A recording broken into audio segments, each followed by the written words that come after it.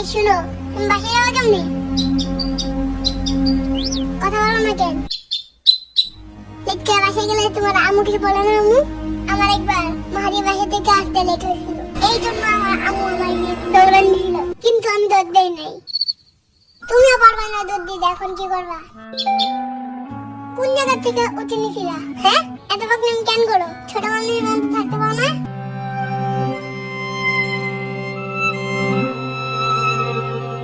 তোমারে নিয়ে বাসায় রাখতে পারবো না, কারণ আমার আম্মু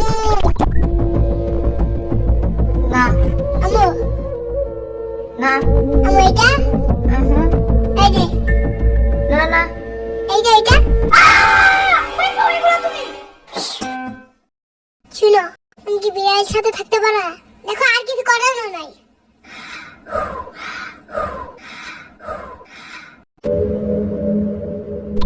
মামা! মামা! তোমার বাসায় আসলে সবাই ঘুমায় কেন? না না ঘুমাই না তো। বাকি সবাই ঘুমায় কেন? বোরিং লাগে না আমার? কি করবো এখন? দূর, আমি গেলাম মাহাদির বাসায়। মাহাদি! ওরা তো বাসায় নাই, সবাই গ্রামে গেছে। উফু!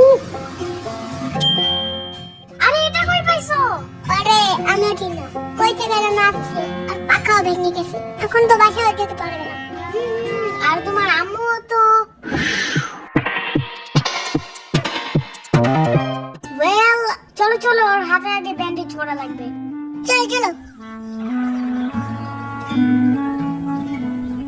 এই পিচ্ছি যদি না ঠিক হয়, আমি বেতন পেলে একটা খাতা কিনে দিব, ঠিক আছে?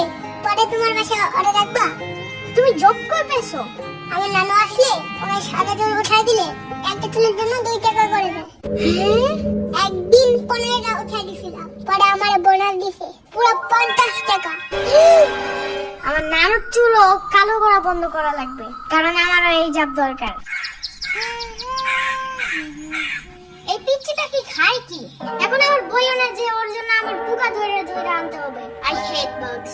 আরে না না না, আমার কাছে অনেক তেল পোকা আছে, ওইগুলো তোমাকে এনে দেব, ঠিক আছে? কোনো সমস্যা নাই।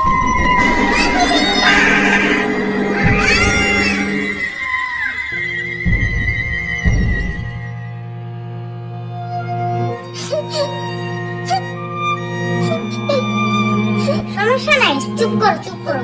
মাহাদি ঢাকায় আসুক, বড় একাকের বাসায় আমরা সবাই মিলে খুঁজে বাই করবো। থাক থাক, আর কাঁদতে হবে না। লেট করে বাসায় গেলে আবার তোমার আম্মু দৌড়ে নিয়ে দিবে না।